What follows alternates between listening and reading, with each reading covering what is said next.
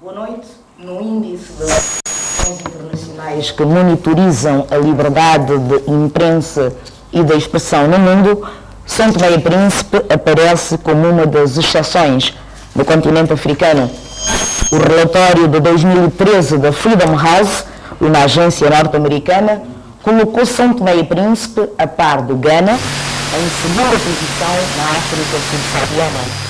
No relatório de 2012 da mesma Freedom House, o nosso país fora posicionado entre os 5 africanos onde vigora a liberdade de imprensa, juntamente com Cabo Verde, a África do Sul, as Seychelles e o Senegal. Correspondem as cotações das organizações internacionais à realidade? Hoje, em Cartas na Mesa, vamos debater a liberdade de expressão e a liberdade de expressão na imprensa em São Tomé e Príncipe. Nos nossos estúdios e por ordem alfabética estão Abel Veiga, jornalista da RTP África e diretor do diário digital Pelanon. Ambrósio Quaresma, diretor do jornal O Parvo. A doutora Graça Augusto, jurista, membro da Ordem dos Advogados. José Manuel Noronha, membro do Conselho Superior de Imprensa e jornalista radiofónico. Maximino Carlos, jornalista da TVS, ex-diretor da Rádio Nacional, e Teotónio de Menezes, diretor da Rádio Nacional e presidente do Sindicato de Jornalistas. Obrigado a todos por terem respondido positivamente ao nosso convite. Liberdade de expressão e liberdade de expressão na imprensa em São Tomé e Príncipe. Qual é o quadro? Vamos começar pela moldura legal e por si, doutora Graça Augusto. Muito boa noite. Muito boa noite. Obrigada pelo convite para participar nesse programa e num tema tão interessante e atual, tendo em conta que comemoramos agora mais um aniversário do Dia da Liberdade de Imprensa. Antes de mais, eu queria fazer um esclarecimento. Eu sou membro da Ordem dos Advogados, mas estou cá como jurista porque não fui mandatada para estar cá em representação da Ordem, pelo que toda a minha intervenção deverá ser interpretada como Graça Augusto, jurista, não como Graça Augusto, membro do Conselho Superior da Ordem dos Advogados. Esclarecimento feito. Obrigado, pode continuar. Relativamente ao enquadramento jurídico-legal que é possível fazer da liberdade de expressão e da liberdade de imprensa, antes de mais, pode-se dizer que está consagrado na nossa Constituição, que é a lei suprema, a lei mãe do país, o direito à liberdade de expressão e o direito à liberdade de imprensa. Está designadamente nos artigos 29 e 30 da nossa Constituição, portanto, o quadro está constitucionalmente consagrado entre os direitos fundamentais.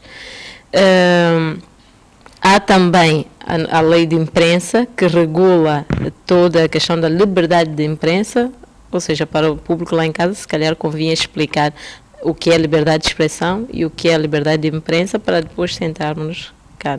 Não sei se concorda. Absolutamente. Quando nós falamos em liberdade de expressão, estamos a fazer referência ao direito fundamental que cabe a todo cidadão de poder exteriorizar os seus pensamentos por qualquer forma, por palavras, através do meio de por palavras ou por qualquer imagem ou qualquer outro meio. É o direito de exteriorizar os seus pensamentos. A liberdade de imprensa prende-se com a faculdade de poder expressar as suas opiniões através da imprensa. É a liberdade de poder divulgar conteúdos que se considere ser informação ou entretenimento de interesse público. Tanto um como o outro, dizia eu, estão previstos na Constituição, e a lei de imprensa regula efetivamente a questão da liberdade de imprensa. Penso que não vale a pena esgotar agora o quadro jurídico-legal, mas posso dizer que não há um vazio nesta matéria. Existe consagração legal, está regulado na lei. Agora, os constrangimentos que existem na prática ou não, penso que serão agora aflorados por todos. E vão ser imediatamente, obrigado. Este é, portanto, o quadro legal sumário. Dentro deste quadro legal, como é que tem sido exercido o direito à liberdade da expressão e o direito à liberdade de imprensa. Eutónio de Menezes. Bom, primeiramente, muito boa tarde, telespectadores, boa noite. Queria, em primeiro lugar, chamar a atenção para uma questão, é que a partir do momento em que fui nomeado para diretor da rádio, portanto, apresentei, cessei as funções no sindicato, por isso já não sou o presidente do sindicato. Mas sim, nesse momento, exclusivamente diretor da Rádio Nacional. Relativamente à liberdade de imprensa no nosso país, no nosso quadro, poderíamos dizer que há vários fatores. A nível legal, como disse, nós temos as leis, mas o seu enquadramento na execução já nos traz alguns constrangimentos. Mas não tanto se formos fazer comparativamente a outros países, mas há alguma limitação e que haverá sempre. A limitação que preocupa mais é porque não basta só ter o quadro legal. Os jornalistas precisam de outros elementos para poderem executar, portanto, essa liberdade. E é nesse aspecto que eu, particularmente, tento sublinhar sempre que tenho alguma intervenção relacionada com a liberdade de imprensa. Temos sim uma liberdade, mas nós temos a capacidade de executá-las por ausência de meios suficientes e adequados para que os jornalistas executem. Quais são os meios suficientes e adequados que faltam? Bom, partindo de princípio, eu diria que nós iríamos tocar já a lei de imprensa, eu diria que quem são jornalistas? Quem é jornalista são jornalistas? Nós vamos à lei de imprensa, no seu artigo 18, tenta lá conceitos de jornalista e há uma definição. Mas neste artigo 18, começa logo por dizer que o jornalista primeiro tem que ter obrigatoriamente a carteira profissional. A partir daí, quer dizer que nós não temos jornalistas legais nesse país. Portanto, não estando ele legal, ele está a exercer de forma ilegal a profissão, ele não tem a capacidade de exigir muita coisa. Nós vamos passar para outro âmbito, que é nós temos jornalistas administrativos. Não estando legalmente formalizado dentro da instituição, a maioria dos nossos jornalistas encontra-se pura e simplesmente como funcionários públicos, o que também limita o exercício da função do jornalista. Portanto, é outro constrangimento que nós temos no exercício da função para obtermos a liberdade que acho, pelo menos, que os jornalistas deveriam ter. Portanto, acha que há limites legais? Há limites porque, por exemplo, a Lei 293, que é a lei de imprensa, foi publicada em 93. Nós estamos em 2013, temos 20 anos. E lá diz que, mesmo nessa lei, diz que os jornalistas devem ter, essa lei deve ser regulamentada por estatuto próprio. E já vão 20 anos não se consegue regulamentar o estatuto. Os jornalistas não têm um estatuto. Não existe. E a quem cabe a responsabilidade por isso?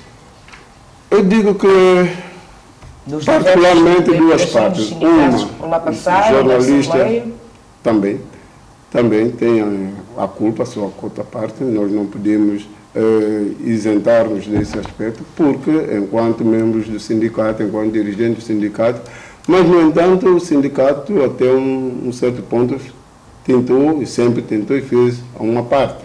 Mas nós sabemos a limitação, particularmente financeira, que os sindicatos têm, e particularmente de jornalistas.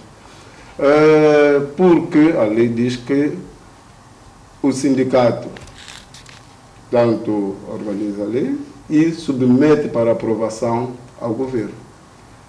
Entretanto, o sindicato fez isso, a parte em que conseguiu fazer, mas teve um obstáculo, que foi a parte jurídica da questão.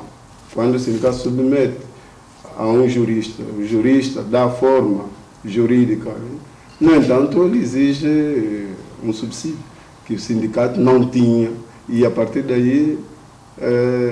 E em 20 anos foi esse o grande travão. Nós voltaremos a essa questão, mas eu gostaria de recentrar a questão neste ponto. Vamos começar por discutir a questão. Há liberdade de expressão em São Tomé e Príncipe? Há liberdade de imprensa em São Tomé e Príncipe? O Dr. Teotónio Menezes é da opinião de que o exercício da liberdade de imprensa por parte dos jornalistas tem limitações que radicam na própria legislação, na inexistência de legislação suficiente. Qual é a vossa opinião? Ambrósio Quaresma. Perdão. Olha, antes de responder a pergunta da nossa colega Salima, eu gostaria de apresentar, para completar, porque eu sou, para dizer às pessoas que eu sou um jornalista independente, eu sou um jornalista, portanto, sem compromissos políticos partidários neste país. Eu sou um jornalista preocupado com a causa do jornalismo em São Tomé e Príncipe. Eu sou um jornalista que está também preocupado com o fraco desempenho do jornalismo neste país. Pronto. Há ou não liberdade de imprensa, de expressão em São Tomé e Príncipe, conforme fez a pergunta? É isso. Portanto, eu diria que há disposições legais. Nós temos a nossa Constituição, temos a lei de imprensa. Portanto, são instrumentos legais que dão possibilidades às pessoas, aos cidadãos, refletirem o seu pensamento, como disse a doutora jurista, esqueço o nome. Graça Augusta. Graça Augusta. As pessoas têm o direito, é uma dádiva natural que o cidadão de qualquer país deste planeta Terra tem. Uma dádiva natural? Uma dádiva natural. Nós nascemos com essa liberdade e devemos praticar essa liberdade. Existe essa liberdade em São Tomé e Príncipe? Existe liberdade de expressão em São Tomé e Príncipe? Existe liberdade de imprensa em São Tomé e Príncipe? Existe, entre aspas. Na prática, não existe estas liberdades, tanto de expressão como de imprensa. Porque as pessoas sentem-se amedrontadas em falar, em dizer, em denunciar as coisas. Os jornalistas... O senhor sente-se amedrontado em dizer as coisas? Pessoas, quando eu digo, estou a falar no consenso geral. O senhor é uma exceção? Não sou uma exceção, mas sim eu tenho um privilégio. Tenho um privilégio de ser um cidadão. Antes de ser jornalista, sou um cidadão. E sendo jornalista, eu lidero um órgão de comunicação social. Está a excluir os outros jornalistas da categoria de cidadão? Não estou a falar por mim. Mas disse que antes de ser jornalista é um cidadão. É um cidadão. E considerou que os outros não exercem essa liberdade. Considerou-se uma exceção. Há muita gente que não quer exercer essa liberdade. Não quer exercer. Não é porque não exerce. Não quer exercer. Não quer exercer por alguns constrangimentos nesse país. Façam. Problemas políticos. Sabe que em Santo Tomé, em qualquer país do mundo se movimenta, mas são os políticos. A política é que orienta, dá toda a orientação a qualquer país. Nós temos um país... Ambrósio Quaresma, não há liberdade de imprensa em São Tomé e Príncipe?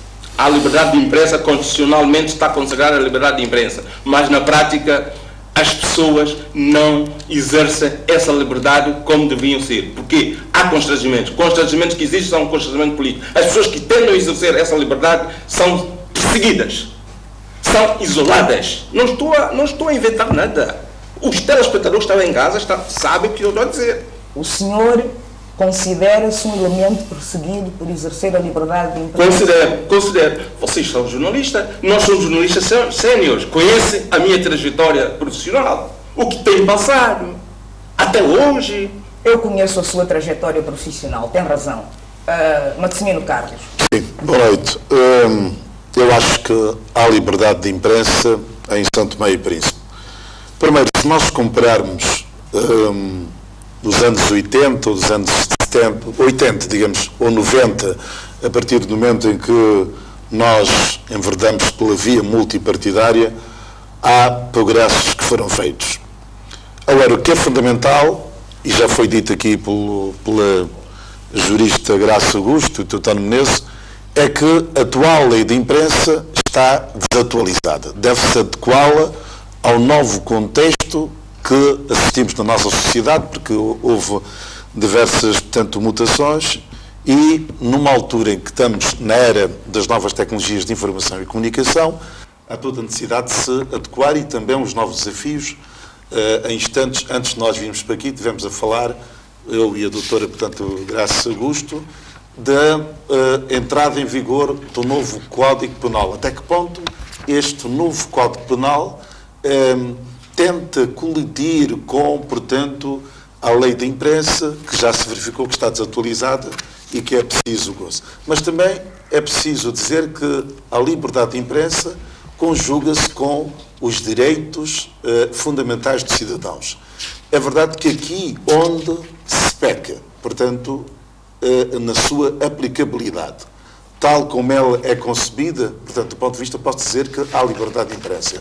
Mas, como disse o Ambrósio Quaresma e o próprio Teotónio, há alguns constrangimentos que é necessário, portanto, ultrapassar. Teotónio Menezes referiu-se a constrangimentos fundamentalmente de ordem legal. Ambrósio Quaresma colocou a ênfase em constrangimentos de ordem política. E o Maximino Carlos referiu-se à necessidade de adequação da lei de imprensa. Acha que a adequação ou a atualização da lei de imprensa resolveria os problemas? Não resolveria, porque constatamos que há problemas nos órgãos. Portanto, os órgãos, quer órgãos estatais, fundamentalmente os órgãos estatais, há problemas, há toda a necessidade de se aprovar alguns diplomas para dar maior sustentabilidade ao jornalista, portanto, ao Estatuto de Carreira, ao Código, portanto, de Ética, ao Código de Deontologia, tudo isto que dá suporte, portanto, à liberdade do exercício da liberdade de imprensa. Abel Veia, há liberdade de expressão e liberdade de imprensa em São Tomé e Príncipe. Nós temos órgãos de comunicação social privados, temos órgãos de comunicação social públicos, estatais. Como é que se coloca o quadro nestas duas esferas? Boa noite, São Lima. Boa noite, telespectadores da TVS. Se porventura tiver uma crise de tosse ou então a voz for abaixo, compreendam-me que é resultado da gripe e da rinite alérgica também, que estão a me castigar nesta altura. Mas para dizer que liberdade de imprensa existe em São Tomé e Príncipe. É real, apesar dos constrangimentos, mas existe.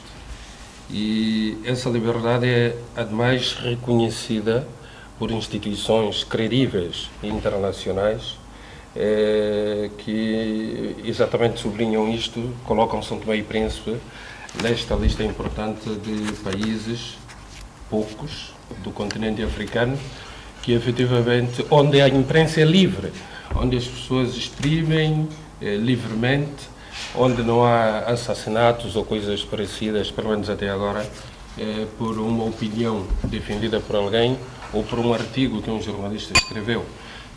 Nada comparado com o que acontece na nossa sub-região, por exemplo. Portanto, a liberdade de imprensa é real neste país, apesar, repito, desses constrangimentos que, a meu ver, têm a ver não com as lacunas legais que ainda existem, mas, sobretudo, com a intromissão do poder, não vou para o lado político, mas do poder, em relação aos jornalistas, aqueles que fazem a comunicação social como tal. Aliás, seja aqui em São Tomé e Príncipe ou em qualquer parte do mundo, sabe-se que é bastante difícil esse relacionamento entre a imprensa e o poder.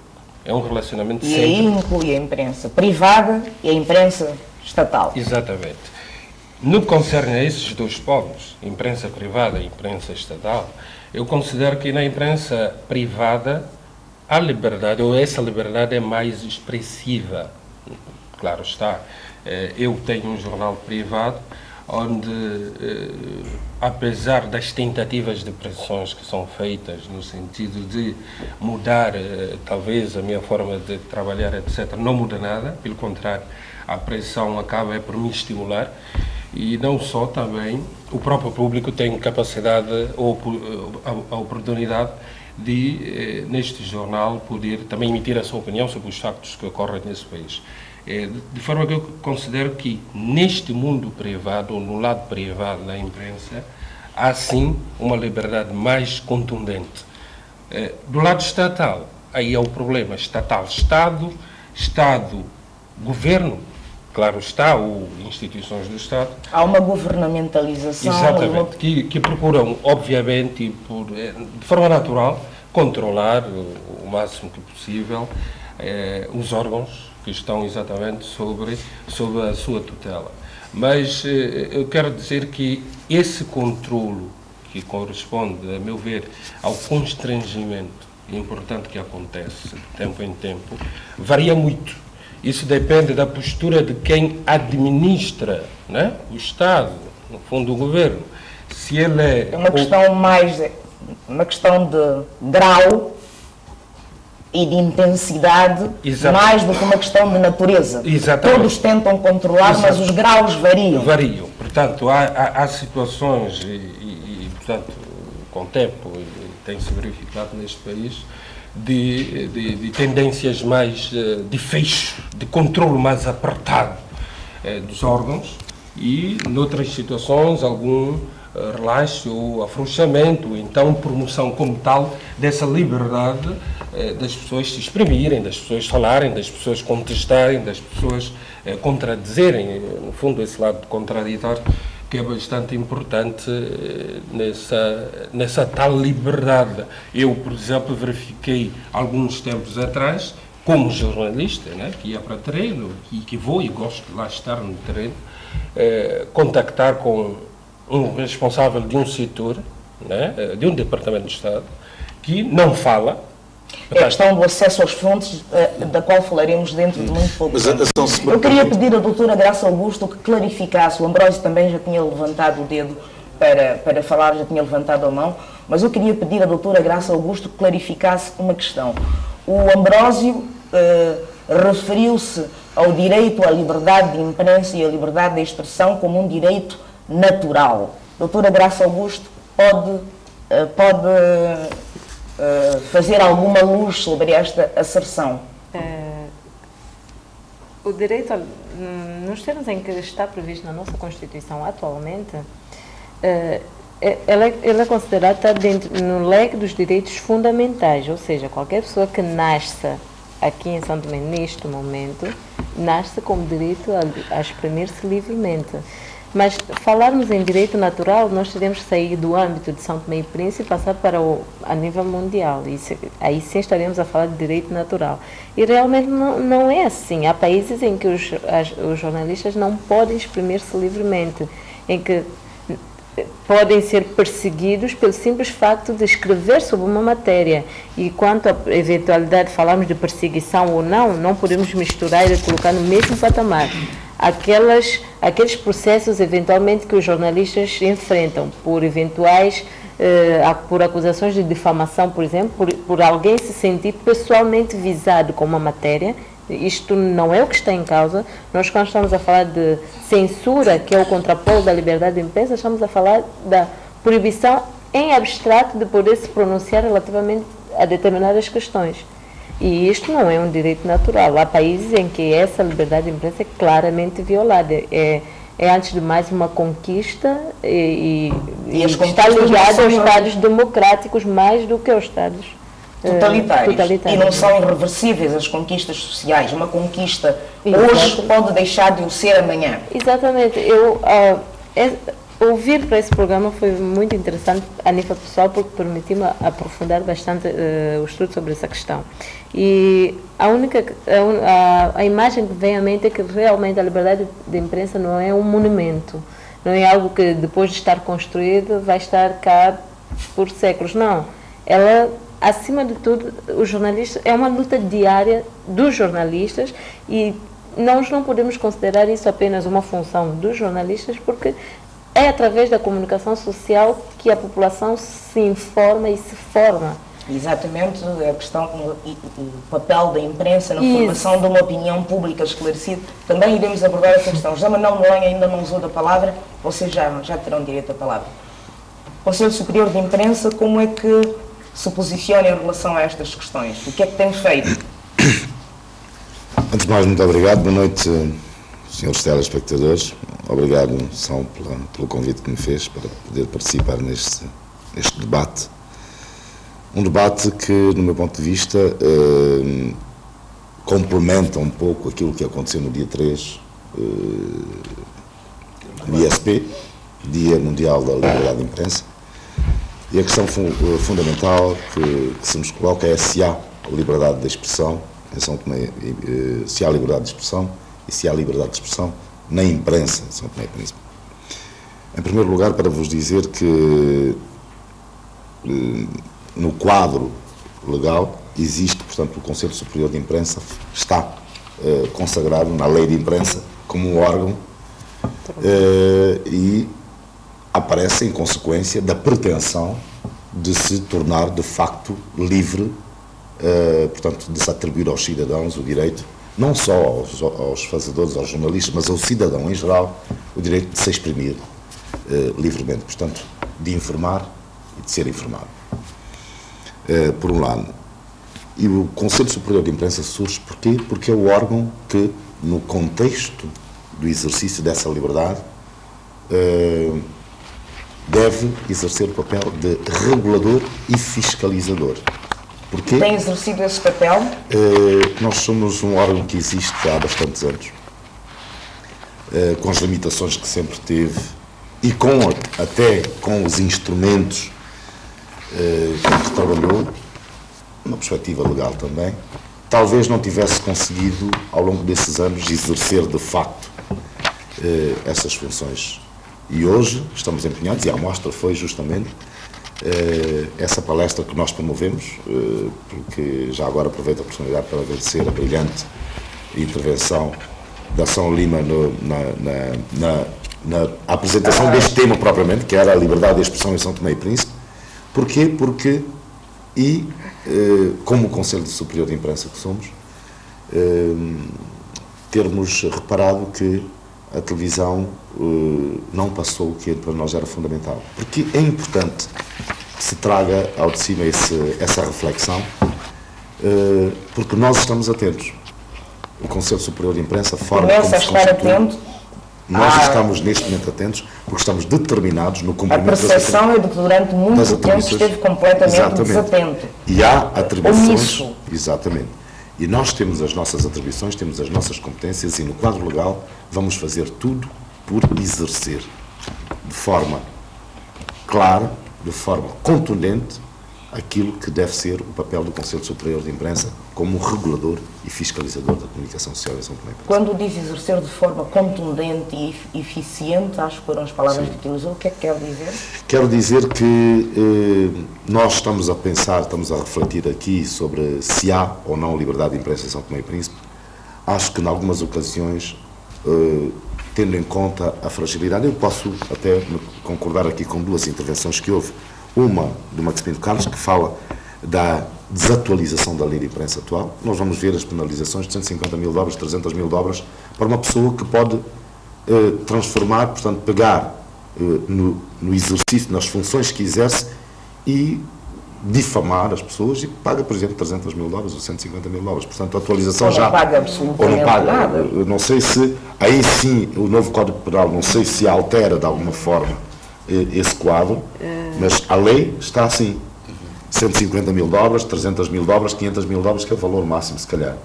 Portanto, o Conselho Superior de Imprensa tenciona ter uma presença mais fiscalizadora e mais reguladora. E por que não ajudar? Porque nós, inclusive, nós temos um plano. Está a referir-se, portanto, a eventuais casos de abuso de liberdade de imprensa. Absolutamente.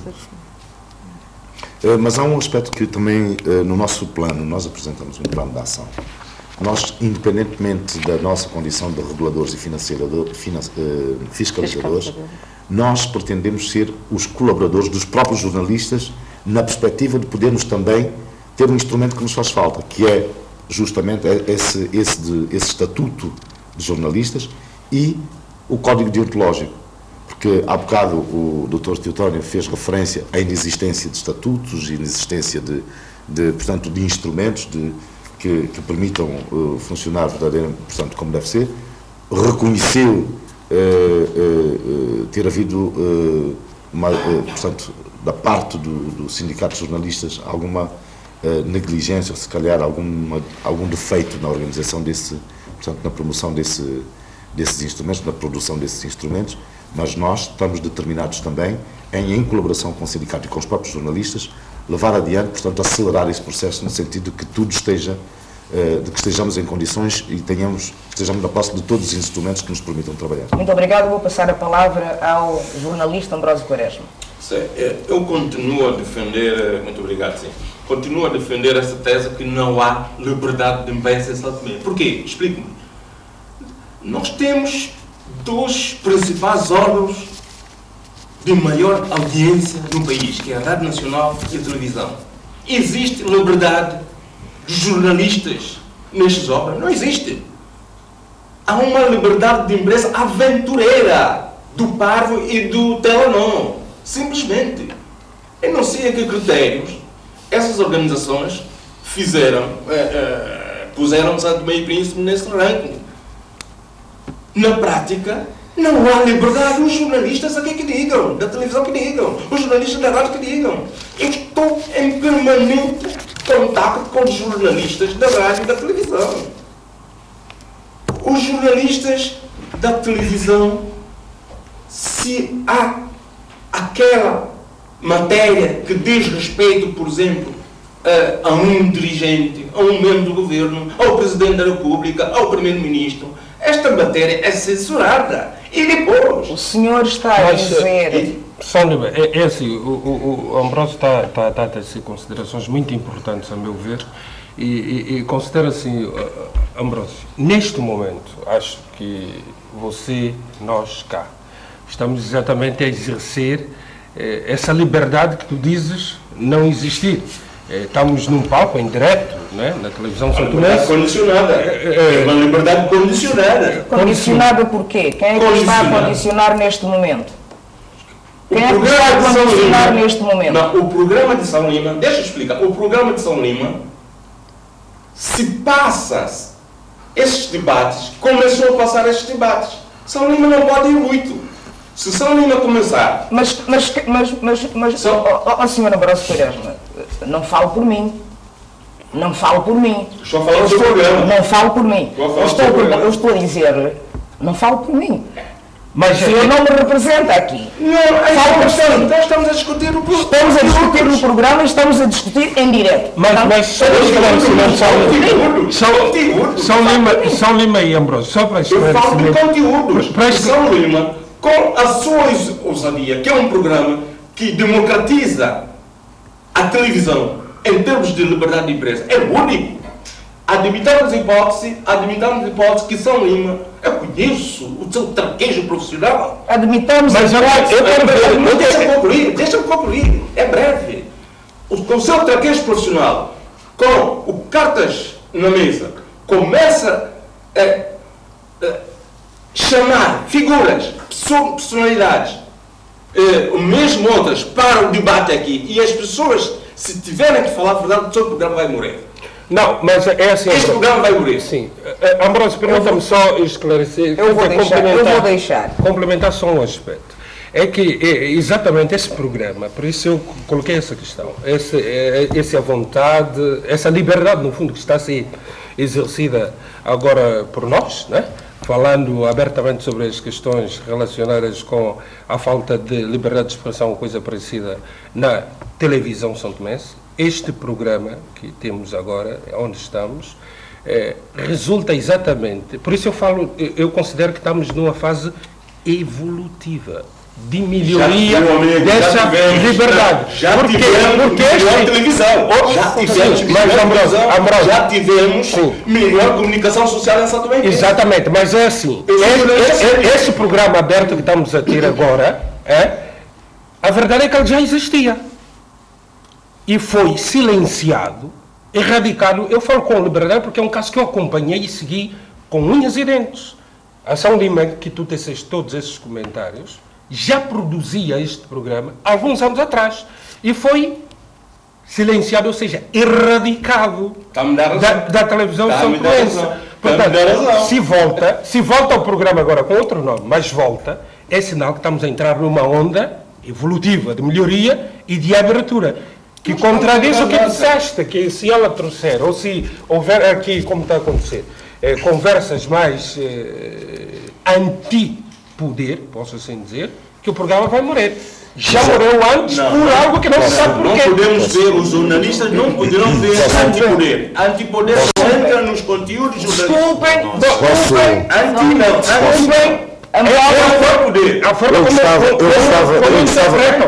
A forma como interpretam. Os jornalistas nunca são anti-ninguém. São contra o poder. Mas o poder pode interpretar, como tu disseste, para eliminar o programa ou então silenciá-lo, é porque veio um programa como algo anti, não é? O poder interpreta o programa como algo... Não pode ser essa. Como anti, talvez por isso é que caiu, ou seja, que foi eliminado antes. Eu gostaria... Muito obrigada. Eu vou passar a palavra à doutora Graça Augusto.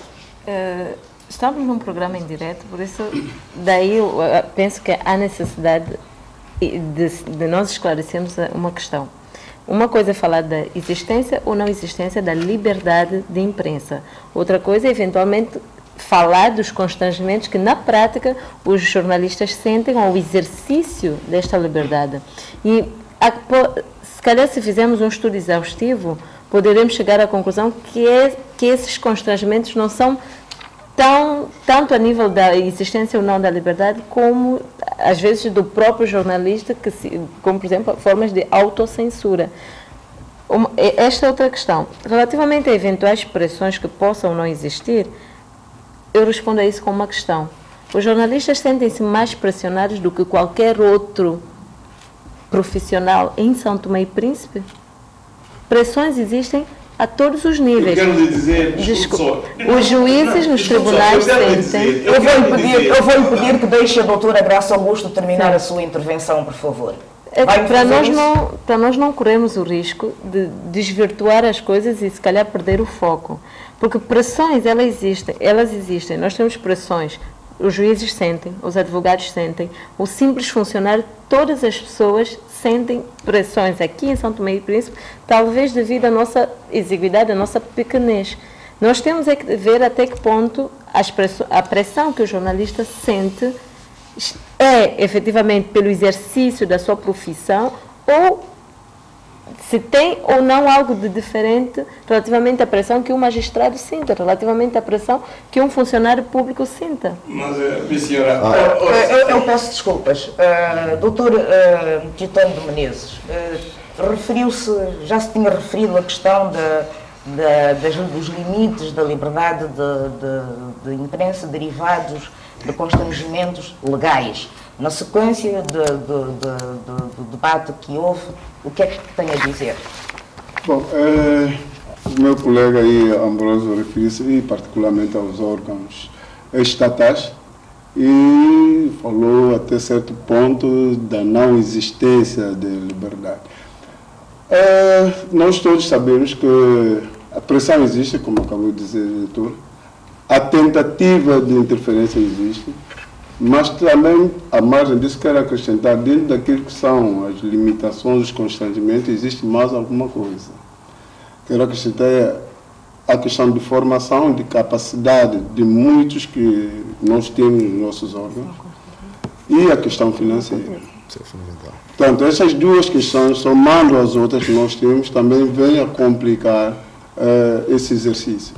Porque nós temos muita gente na comunicação social que eu não digo, não é por culpa própria, mas eles necessitam de mais formação, necessitam também de autoformação, porque muita gente se conforma com aquilo que já tem, conforma no nível em que está. Porque há muita questão que nós podemos levar ao público, mas não da forma como as pessoas tentam apresentar. E a forma como tentam apresentar essas questões, muitas vezes criam choques, que o poder é sempre poder, e isso é em qualquer lado. Nós sabemos, mesmo no país mais democrático do mundo, nós sabemos que há sempre choques entre o poder e a imprensa. E nós precisamos de outra coisa, nós precisamos de mais alternativas dentro do país, em termos de ordem. Neste momento, por exemplo, nós só temos a única televisão do país, é estatal e a única, não temos outra. Uma situação de monopólio. Portanto, neste momento é.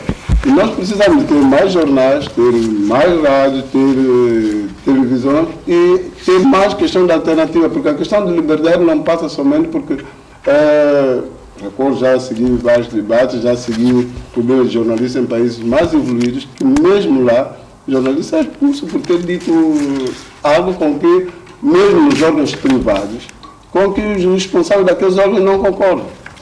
Mas, havendo alternativa, a mesma coisa ele pode utilizar um outro órgão, pode partir para um outro órgão alternativo e fazer e exprimir aquilo que é o seu pensamento, aquilo que ele pensa. Por isso, nós estamos limitados também nesse aspecto. Maximino Carlos?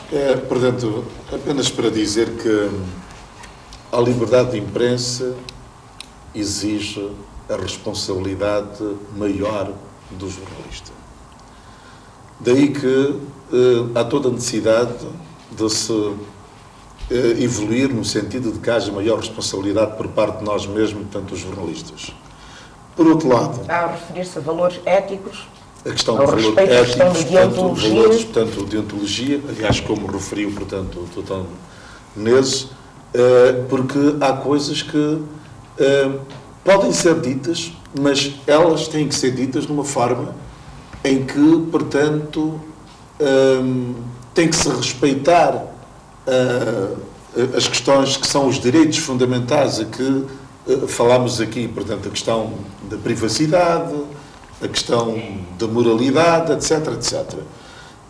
E também, portanto, tem a ver com a própria organização de nós mesmos, nas nossas casas. Isto é, quer a nível da televisão, quer a nível da rádio, portanto, há algumas estruturas para o funcionamento das redações, principalmente onde são feitas as informações, que não dispomos. Estamos a falar do Conselho de Redação, portanto, que é uma figura que existe na lei, na linha editorial, portanto, tanto da televisão como da rádio, mas que não funciona tal qual como desejamos, ou, portanto, há ausência. É preciso, portanto, que haja essas estruturas para que essa liberdade, porque o debate entre os profissionais a nível, aliás, a própria ação, portanto, que passou pela BBC sabe disto, antes da produção de qualquer matéria, esta matéria é analisada por um conselho de redação de forma que, qual é o ângulo, de que forma é que nós vamos tratar este ou aquele artigo. Eu acho que a matéria em discussão, para dar também, voltar a dar a minha contribuição, eu acho que é uma questão de mentalidade dos jornalistas. É uma questão, não só jornalistas, é uma questão de mentalidade também de outros profissionais em N instituições.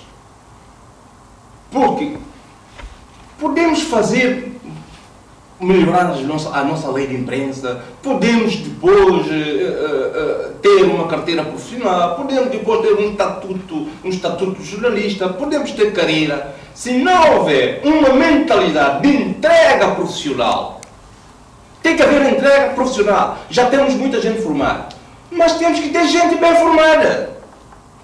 Temos que ter gente bem formada. Temos muita gente formada nesse país, mas mal formada. Não me venham dizer que o grosso de gentes que nós temos formadas no país são pessoas bem formadas.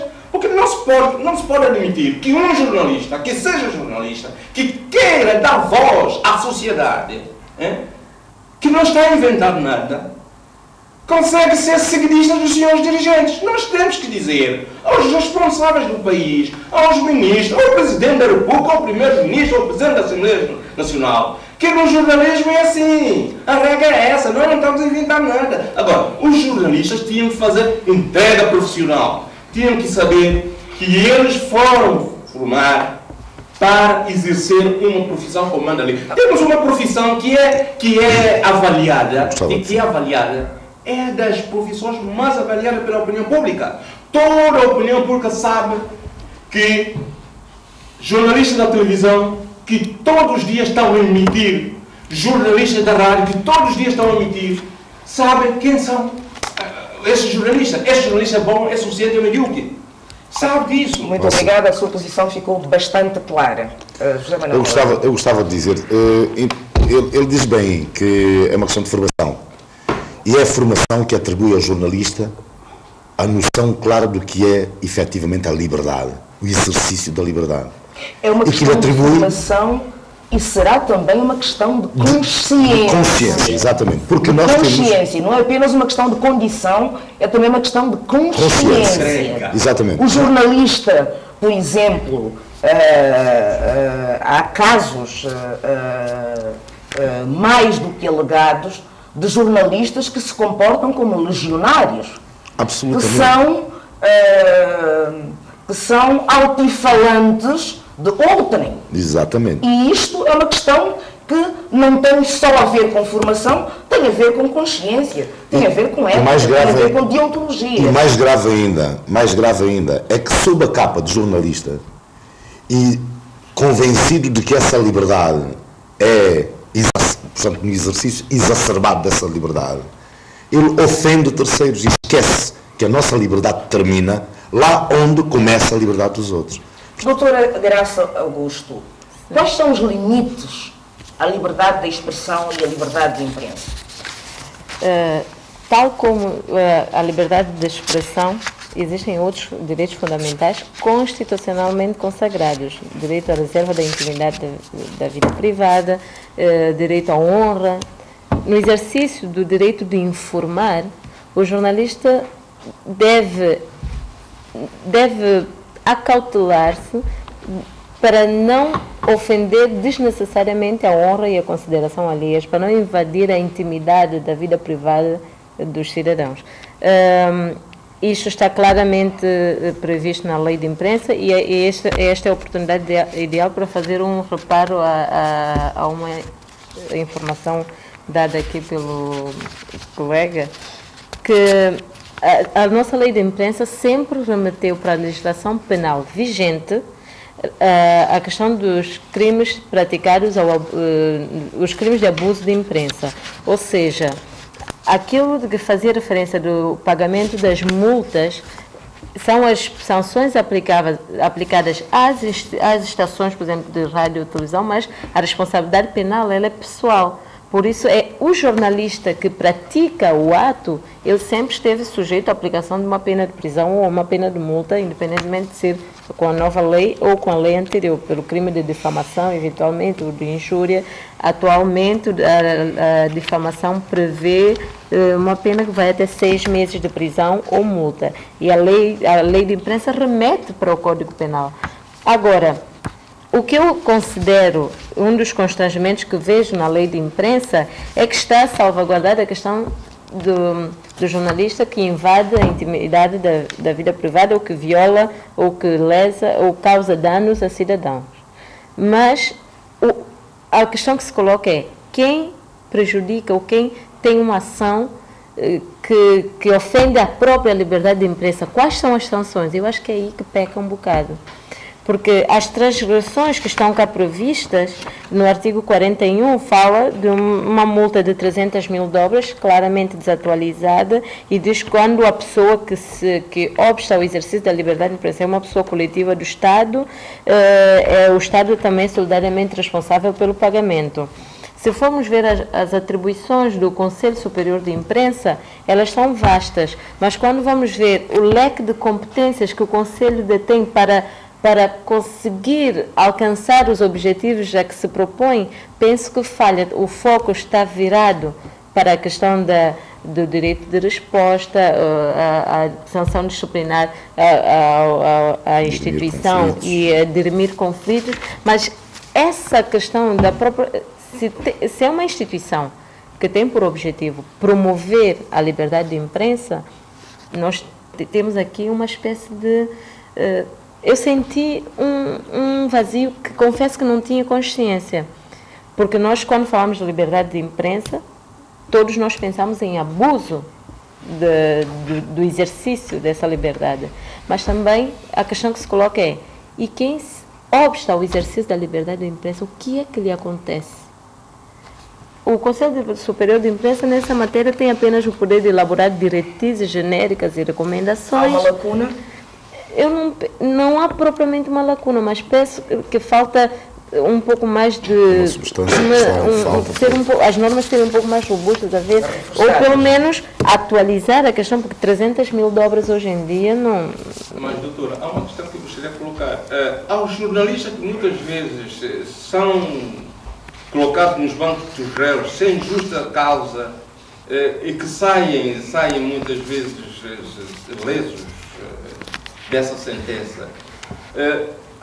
Aos queixosos, o que é que se devia atribuir aos queixosos? Nosso Quaresma, eu gostava de lhe perguntar, era preciso saber por que razão o jornalista vai parar ao banco dos réus. E aí estaríamos a falar, recentraríamos a questão no abuso da liberdade de imprensa. Há casos de abuso, eu conduzo o debate, há casos de abuso de liberdade de imprensa reconhecido em São Tomé e Príncipe. Titone de Menezes, em sua opinião? Não, que eu tenha conhecido. Excessos possam raiar o abuso de liberdade de imprensa? Que eu tenho conhecimento neste momento, eu só tive conhecimento de um caso já há alguns anos que tocou entre o Nelson Mendes e o Guilherme Poça da Costa na altura, que apresentou uma queixa contra o Nelson Mendes na altura. Para além deste caso, não desconheço qualquer outro nos últimos tempos relacionado com o abuso de liberdade de imprensa. Abel Veiga. Eu não vou para o lado jurídico, então na perspectiva de encontrar dentro da sala de julgamento uma situação específica e condenação em relação ao abuso da liberdade de imprensa, para então oferir ou chegar à conclusão que essa prática é real no seio da classe. Também como alguém que trabalha na comunicação social, eu leio muitos artigos, muitos jornais e, efetivamente, não tenho dúvida que leio coisas que eu próprio chego à conclusão de que não é nada mais, nada menos do que um grande abuso de liberdade, desta liberdade que disse, até pessoas ou situações que dizem que não existe, mas as pessoas chegam a abusar dessa liberdade. Isso é real, eu tenho lido muitas coisas, seja em jornais impressos, seja via online, já não vale a pena, né? Como se diz, enorme abuso da liberdade, porque ofendem pessoas, fazem diabos quatro, como se diz, quer dizer, coisas de outro mundo, quer dizer, de um ano para o outro, o teu nome está aí escrito em alguma coisa que você fez assado, cozido, ferventado, onde? Quer dizer, coisas incríveis. Quer dizer, isto não é nada mais nada menos do que abuso dessa liberdade, claro. Doutora Graça Viegas, como é que se... Graça Augusto, perdão. Como é que se pode lidar legalmente, já o referi, com casos de abuso de imprensa, como um membro atento da opinião pública? Acha que há casos que configuram abuso de liberdade de imprensa em São Tomé e Príncipe? Sem sombra de dúvida, há claramente casos que configuram o abuso da liberdade de imprensa e que penso que está também muito ligada à existência deles à violação ou ao desconhecimento dos deveres deontológicos. Daí eu concordar na íntegra na necessidade de se adotar o código, de todos estarem vinculados e assinarem o código deontológico, apesar de considerar que estão necessariamente submetidos a eles, apesar de não haver positivação. Como reagir? Infelizmente, Não, infelizmente não. Felizmente é o direito, a forma como ele está consagrado. Esse tipo de crime é um crime privado, ou seja, depende de queixa e de acusação particular. Quem se sente ofendido tem que apresentar queixa e depois tem que acompanhar o Ministério Público na acusação. E muitas vezes as pessoas sentem-se, e isso é transversal à sociedade, as pessoas sentem-se violadas no seu direito, sentem-se difamadas, mas às vezes desistem também pela incredulidade, pela lentidão do sistema, apesar dos crimes de imprensa estarem previstos na lei como um processo urgente, que deviam, isso levanta outra questão jurídica, mas que deviam ter uma tramitação rápida, tendo em conta os danos em causa, tendo em conta a própria natureza do crime. A verdade é que há casos que levam muito tempo para ser decidido e as pessoas desistem. Muito obrigada. E é esse... Muito obrigada. O Ambrósio Quaresma tinha colocado uma questão que remetia para, no fundo, a proteção a proteção legal dos jornalistas perante aquilo que esse jornalista consideraria atos de perseguição. Exato. Eu já tinha, relativamente a essa questão, já tinha chamado a atenção que era necessário estabelecermos a distinção entre a perseguição do jornalista pelo simples facto de ser jornalista e abordar uma determinada questão obedecendo aos seus deveres deontológicos, ou a perseguição do jornalista por, na sua matéria, de alguma forma ofender a honra e a consideração alheia. Não seria perseguição, seria chamar-lhe a responsabilidade pelo abuso da liberdade de imprensa. O que acontece é, caso, mas já todos são considerados inocentes até prova em contrário. Imaginemos que se em tribunal ficar provado que o jornalista é inocente, como qualquer cidadão, ele, antes de mais, é um cidadão, ele poderá também demonstrar a sua pretensão perante o tribunal de uma eventual indemnização por ter passado por esse processo. Já será uma causa, acredito, um bocado mais difícil, porque realmente estamos perante uma matéria que poderia, ou pelo menos ser suscetível de ofender a honra e a consideração alheia. Então já colocaria outras questões, mas só para responder que havia mecanismos legais, podia acionar mecanismos legais para no mesmo processo fazer também contra o lugar. Reforçar uma questão. O Abel Veiga, por exemplo, uma determinada altura citou uma informação que saiu no jornal e publicou. Mas essa publicação foi sujeita a um processo crime contra o jornalista. Até que ponto uma matéria dessa, chegando ao tribunal por um queixoso, a Procuradoria-Geral da República acho que deveria analisar o processo e voltar atrás?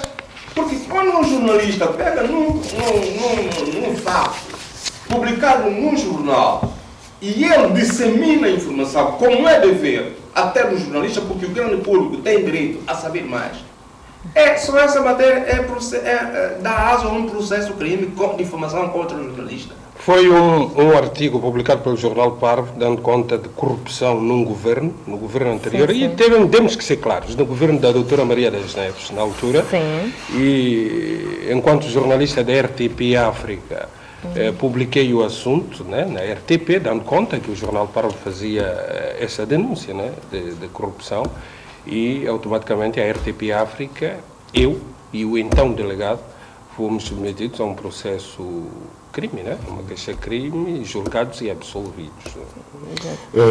Eu gostava de perguntar uma coisa, antes que a doutora respondesse. Eu peço desculpas, mas o Maximino Carlos pois não, quer dizer, justamente, quer dizer, examinando como membro do Conselho Superior de Imprensa, a doutora Graça Augusto falava das competências que estão confinadas ao Conselho Superior de Imprensa. E tem-se vindo a refletir nas competências adstritas ao Conselho Superior de Imprensa, que eventualmente podem colidir também com algumas ações do sindicato. Portanto, então, o que se coloca é que se a doutora Graça Augusto, na sua reflexão, estava-se a referir a uma revisão das competências que são adstritas atualmente ao Conselho Superior de Imprensa.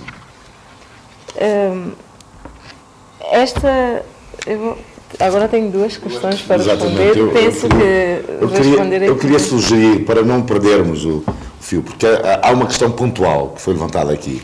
Antes de responder à intervenção de Maximino, eu gostava de perguntar o seguinte. O Abel Veiga citou um jornal. A queixa-crime foi apresentada contra Abel Veiga enquanto jornalista da RDP ou da RTP. TP, sempre TP. Da RTP, citou o jornal. É importante. É muito importante. E terá Abel Veiga feito referência à fonte e ter-se-á na altura investigado junto à fonte da veracidade ou não dessa acusação? Foi citada a fonte, mais do que isso, sabe essa valência que a televisão tem, a imagem do jornal em si. Né? Conselho de Ministros. E foram absolvidos. Claro, graças a Deus. Então, a questão está ao trabalho.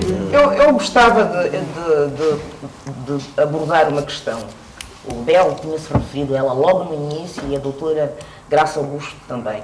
A questão, no fundo, do acesso às fontes, que habitualmente coincide com o afunilamento das correntes de opinião nos órgãos estatais, não é? Nos momentos de maior pressão, de maior fechamento e de maior repressão, há um afunilamento das correntes de opinião, assiste a um afunilamento das correntes de opinião nos órgãos e assiste-se simultaneamente a uma maior dificuldade de acesso às fontes. Eu vivi essa experiência pessoalmente. Eu gostava de saber como é que se coloca a questão para os jornalistas neste caso. E eu começaria pelo Ambrósio. Muito bem. É assim, nós já falamos e, por outras palavras, é uma questão de mentalidade política, é uma questão de poder. As fontes, normalmente, é elas que nós, que os jornalistas, dependem. Quando se faz uma notícia, o jornalista só tem que divulgar aquilo que a fonte lhe deu. O jornalista não tem que dar a sua opinião, só tem que descrever aquilo que a fonte lhe deu. Portanto, o medo das pessoas, o medo das fontes, é porque as pessoas não estão seguras. Os responsáveis da administração pública, os ministérios, as pessoas que representam os ministérios, não são pessoas seguras. Porque, sendo pessoas seguras, elas sabem que estão lá ao serviço de outrem. Os outros querem saber o que essas pessoas estão a fazer. E quando aparecem jornalistas, simplesmente para fiscalizar, para dizer à sociedade, dizer ao povo, que é o contribuinte da existência dessas instituições, o que essas pessoas vão fazer. E é um fechamento conforme isto. Portanto, as pessoas não estão seguras. Se não são seguras, também podem ser outras coisas. Hoje, ainda há 2 dias, repara só, há 2 dias, ouvi que há uma instituição, aqui um senhor está lá a utilizar dinheiro à torta direita. E um indivíduo responsável pelas finanças chamou a atenção. E o que é que o indivíduo diz? O indivíduo diz, opá, isso eu lutei por outro. Eu não. Eu pedi, fiz investigações, mas as pessoas não querem falar. Ambrósio Quaresma, portanto, é uma questão. Reconhece que o acesso às fontes é difícil. É, nos momentos, mais difícil do que noutros. Eu digo, acha que é constantemente não é mais difícil. Continua. Eu sou um jornalista. Acha que é constantemente é constante. E agora pior. Agora pior. Maximino Carlos. Bem, essa questão do acesso às fontes no nosso país é problemática. Isso tem a ver com a mentalidade do nosso país. E quando nós falamos de poder, é preciso dizermos poderes. não é só poder político, poder militar, poder religioso, poder judicial, etc. Portanto, que tem a tendência de... porque há aquilo, portanto, que é sigiloso, portanto, porque isto é uma matéria sigilosa. Dos partidos políticos. Exatamente, que não podemos dar esta matéria. Eu acho que há toda a necessidade de se evoluir, portanto, neste sentido. De forma que os diversos poderes abram, portanto, aos jornalistas. Porque ao negar uma informação ao jornalista, está a pôr em causa a liberdade de imprensa que nós estamos a falar aqui, ou a liberdade de expressão na imprensa. Por isso, também resulta da própria alguma, portanto, ineficácia por parte de alguns jornalistas. É preciso o jornalista ser arrojado, não é? Porque muitas vezes uma negação, o jornalista recua, e ele não faz, portanto, não insiste. É preciso que o jornalista seja persistente para que tenha acesso a essa informação. Eu gostava de ressalvar aqui, Maximino faz referência à questão de poderes militares e não sei o quê. Há no artigo 8º, acesso às fontes da lei de imprensa, no ponto 2, faz referência justamente à questão portanto, não são contemplados no número anterior, que é em termos de liberdade, portanto, acesso à informação, o acesso aos processos em segredo de justiça, aos factos e documentos cuja natureza sejam considerados por lei ou pelas autoridades competentes segredos militares ou segredos de Estado. Portanto, pode muitas vezes o jornalista, não estando informado ou não sendo devidamente informado, entender que não há restrições no que diz respeito ao acesso às fontes. E entende que todo e qualquer tipo de informação deve ser passada. É preciso prestar atenção a este aspecto fundamental. Mas isto não é para o jornalista. Isto é para os jornalistas, isto é a lei de imprensa. Não é para o jornalista. Atenção, depois há o código deontológico. Só um bocado. Maximino Isto aí Carlos, não afeta o jornalista. Isto é para as fontes. Maximino Carlos referia-se à questão quando se referiu recentemente ao problema do acesso às fontes não há também aí uma necessidade de se ter em conta o grau de responsabilidade do jornalista. As fontes, o comportamento do jornalista, a forma como o jornalista trata o material, não pode levar também ao retraimento das fontes. Claro, eu estou de acordo contigo. De facto, isto acontece. É verdade que algumas fontes negam o acesso a este ou aquele jornalista. Muitas usam isso também como pretexto. Exatamente. Estou perfeitamente de acordo. Mas, São Lima, eu queria completar, mas que eu entendo no nosso país, as nossas fontes têm medo dos jornalistas. Por que têm medo dos jornalistas? Porque muitos jornalistas são partidários. Então, há muitos que me dizem, olha, eu converso contigo porque... Quer dar algum exemplo? Não, Quer dar algum exemplo de algum jornalista que esteja ao serviço de alguma força política? Não vou apontar dele aos meus colegas. Isto é uma questão de consciência.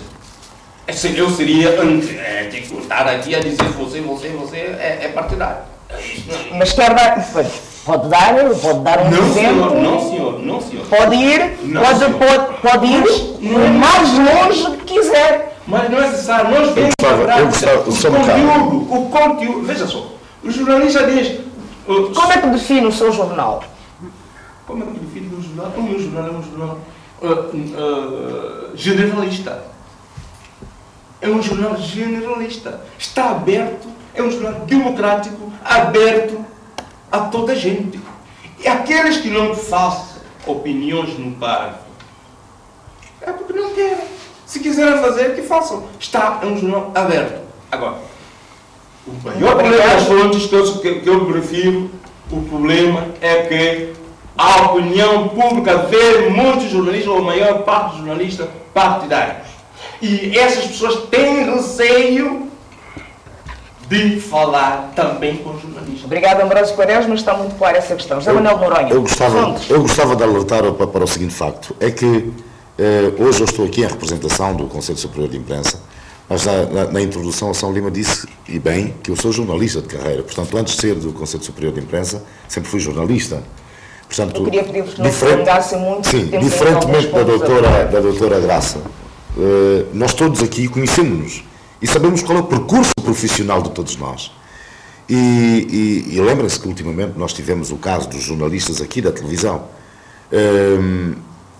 A primeira situação é que não assistimos, portanto, há um órgão que é fundamental na salvaguarda dessa liberdade de imprensa, que é o sindicato.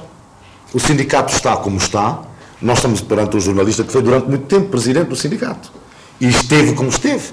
Portanto, atenção que nós não podemos escamotear, portanto, nós não podemos esquecer que estamos perante uma sociedade que é atenta, é pequena, todos nós conhecemos-nos, sabemos quem é quem, daí que se nós quisermos fazer pelo bem da liberdade de imprensa em São Tomé e Príncipe, temos que nos abolir ou nos isentar desse propósito de apontar dedos a quem quer que seja e cumprir com a nossa função de jornalistas, respeitando aquilo que nós dissemos, verdade, transparência e responsabilidade. Abel Veiga. Pois é, com relação a este... Acesso às fontes. Exato, acesso às fontes. Responsabilidade do jornalista perante as fontes e... Exatamente, eu considero... necessidade de os jornalistas terem acesso às fontes. Exato, é uma necessidade imperiosa porque está interligada ao que nós estamos a falar, a liberdade de imprensa. Esta liberdade, provavelmente, o público, não é? Que acompanha o programa, poderá dizer, estão a falar da liberdade de imprensa, o que é isto, coisa. Mas nós estamos a falar de uma matéria, de um assunto que é de interesse e importante para a vida de cada cidadão são-tomense. Porque o exercício dessa liberdade de imprensa por si só traduz em quê? Traduz no impacto importante que tem também na melhoria de vida das comunidades, das pessoas, da possibilidade delas próprias poderem se exprimir e fazer valer também os seus direitos, etc. Portanto, um contributo importante para o Estado de Direito Democrático. Acesso às fontes de informação. Eu volto para aquele ponto dos graus de dificuldade que variam de poder em poder. Porque, portanto, há bem pouco tempo, algum tempo atrás, o Ambrósio há pouco tempo disse que agora a situação é muito mais complicada em termos de acesso às fontes de informação e eu considero que há bem pouco tempo atrás a situação era mesmo muito complicada. Porque, como estava a dizer, falava com um chefe de departamento de um setor público sobre uma questão não polémica, simples, mínimo esclarecimento sobre uma matéria. Ele disse que ele não fala. Ele tem que primeiro receber o aval do ministro para poder falar. E depois vou para o ministro. E o ministro diz também que não fala. Ou seja, eu fui muito longe. Antes do ministro ao diretor. O diretor diz também que não fala. Tem que receber o aval do ministro. Mas estamos a falar de uma questão simples de interesse. Não só meu, mas é de interesse público, porque o que eu produzo, o que eu busco como informação do terreno, e esse acesso às fontes, é exatamente para esclarecer a opinião pública, para que o povo saiba perfeitamente bem, aqueles administradores que eles elegeram, nesse caso eu também, como elemento do povo, para administrar o que é dele, do povo, não é do tal administrador, porque o fulano é que fez, não, nada disto. Isto é do povo. Pelo facto do povo, nós todos não podermos nós próprios administrarmos a coisa, então elegemos alguém para administrar e tem que nos prestar as contas. E o papel da imprensa, nós, como muita gente diz, como olhos e ouvidos do povo, é exatamente ir buscar esclarecimento sobre o que for para o povo. E nesse exercício de busca desse acesso à fonte de informação, é o chefe de secção que diz que só fala com o aval do diretor, o diretor diz que só fala com o aval do ministro, depois no ministro também, o ministro fica nesta de que, dá-me um tempo, e depois subentendo que ele teria que pedir também suas orientações, a algum Deus ou a não sei quem, para poder falar. E nunca acontecia. São N situações, N casos, simples, repito, não são questões polémicas, simples, que ficaram por fazer. Eu, enquanto jornalista... Ao contrário do Ambrósio, acha que a situação melhorou? Recentemente eu tenho visto, por exemplo, conferências de imprensa. É um ato importante em que todos os órgãos de comunicação social são chamados para interpelar o membro do governo, quem que for, e que ele esclareça para os jornalistas e, consequentemente, para o povo, para o público, o que acontece no ministério dele ou alguma coisa que relaciona com algo que esteja sob a tutela dele. E houve tempos aqui que isto não acontecia. Muito obrigada, Abel. Diton de Menezes, a questão do acesso às fontes e da responsabilidade do jornalista no tratamento das matérias. Penso que a questão de acesso às fontes já foi dita aqui muito, mas eu quero recordar aquilo que disse há algum tempo atrás a doutora Graça Augusto, quando perguntou se a pressão que era exercida sobre os jornalistas não seria a mesma que era exercida em outros órgãos em relação aos funcionários, aos técnicos de outros órgãos. Isso porque... E qual é a sua opinião? A minha opinião é que nós chegamos a um momento em que está se politizando muitas instituições. E nessa questão de politização das instituições cria entraves no sentido em que só falo dependendo do jornalista que estiver naquele órgão. É meu, não é meu, é nosso, não é nosso, como é que ele vai tratar essa informação? Da credibilidade do próprio jornalista, a forma como ele tem vindo a progredir, a forma como ele tem criado a sua imagem, também leva a ter uma certa credibilidade, a acreditar ou não nele. Se a fonte também, como acabou de dizer a Bessa, a fonte é autorizada ou não. Nós temos muitos problemas, também tive problemas desses em que ia perguntar a pessoa, não, tem que ser com o meu responsável. Quando o meu responsável não tem que ser com o diretor. Vai ter com o diretor, nós não temos autorização para falar disso. E fica-se desse nível. Portanto, as pessoas, nós criamos um tabu à volta de muitas vezes questões simples, que não tem nada de complicação, simplesmente porque as pessoas não sentem-se autorizadas a falar ou não têm aquele peso devido dentro do setor onde a pessoa está. Mas porque tem medo de represálias. A questão da autocensura foi aí referida por várias pessoas, acho que foram referidos pelo menos três elementos à mesa, e eu gostaria que nós voltássemos a essa questão, a questão do exercício da autocensura por parte dos jornalistas. Mas antes disso, essa questão de fonte, nós queríamos falar, eu acho que é pertinente falarmos agora da questão dos assessores de imprensa. Nós, os jornalistas em São Tomé, podíamos ter, o país é pequeno, hoje... Ambrósio Quaresma, nós poderíamos discutir primeiro a questão da autocensura. Referiu que os jornalistas se autocensuram. O senhor foi quem o disse, foi uma das pessoas que o disse.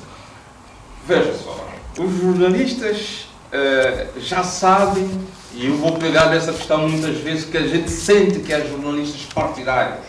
Os jornalistas já sabem o que cai mal. Se eu divulgar essa matéria, o senhor ministro, o senhor diretor não me vai dar palmas aos costas, só fizeste bem. Acha que só os jornalistas com conotações partidárias exercem eventualmente autocensura em determinadas situações? Não, a censura... Não haverá jornalistas íntegros que, sob pressão, são obrigados a se autocensurar por medo de perder o emprego? Também é verdade. Por medo? É verdade isso. É verdade isso. O problema de parece que há mais autocensura no nosso país do que a própria censura. Porque há determinados factos que acontecem, que há pessoas até que já foram ao jornal dizendo que vieram à televisão, a televisão recusou-se. Minha gente, isso são questões às vezes sociais. Mas por ter referência a determinadas figuras, a televisão recusa. Que é isso? Qual televisão? A televisão nacional. Não há duas televisões em São Tomé. A TVS. Está-se a referir a este momento? Não, neste momento não. Neste momento não. Eu já há algum tempo, várias vezes. As pessoas As pessoas, jornalistas aqui, recusaram. E os jornalistas autocensuram por uma questão. Aquilo que diz, estão a fazer o jornalismo entre aspas da barriga. Estão simplesmente a defender seu emprego, que é natural, que é normal. As pessoas não têm, talvez... Não reconhece que a autocensura, reconhece e reitera que a autocensura. Maximino Carlos. Bem, negar a autocensura nos órgãos de comunicação social, particularmente estatais, é ser, portanto, mentiroso. É verdade que há autocensura. Isto é uma prática que já vem da Primeira República, que transitou para esta República que nós estamos, há quem diga que estamos já na Terceira República, portanto, que é preciso ultrapassar. Eu concordo com a ação perfeitamente, isto é com medo de represálias, de perder emprego, etc, etc. Não tem nada a ver com o que Ambrose diz de jornalistas com conotação partidária. É mais por uma questão de cautela. Muito obrigada, temos muito pouco tempo. Zé Manel, eu peço-lhe que seja muito breve. Eu gostava, minha opinião é diferente. Eu acho que a autocensura, isto tem um pouco também a ver com a falta de espírito de investigação, de procura de informação e de enriquecimento da profissão, portanto, do profissionalismo. Há jornalistas, portanto, há casos em que as pessoas, o próprio jornalista, assiste e faz referência de forma encomendada à colocação da primeira pedra para um edifício e depois não procura saber se esse edifício foi construído ou não. Isto não tem nada a ver com autocensura, não tem pouco a ver com investigação e com saber dar continuidade a um processo que deu início. Doutora Graça Augusto, a autocensura limita a liberdade de expressão e a liberdade de imprensa? É uma forma de limitação à liberdade de expressão e à liberdade de imprensa, sem dúvida alguma. Agora, eu só quero dizer muito rapidamente que a questão do acesso à informação, ela é transversal. Todos nós sentimos dificuldades no acesso à informação. E ela é tão grave que na nossa Constituição, apesar de haver uma epígrafe, liberdade de expressão e direito à informação, o direito à informação em si não está lá previsto de forma clara e evidente como está nas outras Constituições. Muito obrigada, Abel Veiga. A autocensura existe, é real e bato sempre nesta tecla e tem a ver com, por exemplo, no nosso caso, São Tomé e Príncipe, é a força que o poder, no fundo, exerce sobre os jornalistas e sobre os órgãos, sobre a sua tutela. Refere-se aos órgãos, neste caso, estatais, fundamentalmente. Sim, tanto a televisão como a Rádio Nacional, que, como se sabe, são departamentos do governo, né? Não são empresas públicas, não têm nenhuma autonomia, estão diretamente sob a gestão e administração direta do governo, de forma que, obviamente, qualquer jornalista, há casos, e são muitos já ocorridos, se fizermos exemplo, vamos ver o caso de Obo Moro, em que estávamos a falar de uma situação muito importante de direito cívico daquela população que estava a ser posto em causa por interesses privados e que a TVS, a Rádio Nacional, nunca deu cobertura, por exemplo. Não é? E depois a verdade veio de cima com o poder na altura a reconhecer o direito, graças à RTP África, ao Telenor e ao Jornal Quechua, que trataram daquela questão e livrou aquela população de uma injustiça. Obrigada, Mel. Titão de Menezes, a mudança do regime jurídico dos órgãos estatais poderia de alguma forma mudar esse panorama? Acredito que sim, até certo ponto, mas isso ainda vai levar algum tempo, porque, como nós vimos, disse aqui, a rádio tem 30 tal anos de existência, não tem um estatuto próprio. E eu penso que a transformação, talvez, dos órgãos do Estado em empresas públicas traria alguma melhoria naquilo que diz respeito tanto à condição de vida como dos técnicos, jornalistas e técnicos, como a forma como eles têm estado a relacionar com a sua profissão. Eu penso que isso iria melhorar bastante, porque se sentiriam um pouco mais independentes e teriam algum estatuto jurídico na base da qual eles poderiam trabalhar com maior vontade e não ter essa intervenção que muitas das vezes, sentindo-se proprietário, porque hoje em dia cada um que está no momento no poder sente-se proprietário dos órgãos estatais. E o pior que existe é que toda a gente hoje é profissional da comunicação social, toda a gente dá instruções, toda a gente sabe como é que funciona a comunicação social, mais do que os próprios jornalistas que lá estão. E isso complica muito o trabalho dos profissionais que estão no terreno. Meus senhores, eu agradeço a vossa vinda esta noite ao programa Cartas na Mesa. Muito obrigada. O programa, a partir da próxima semana, a partir de agora, passará a ser quinzenal. Obrigado se esteve connosco. Continuação de boa noite.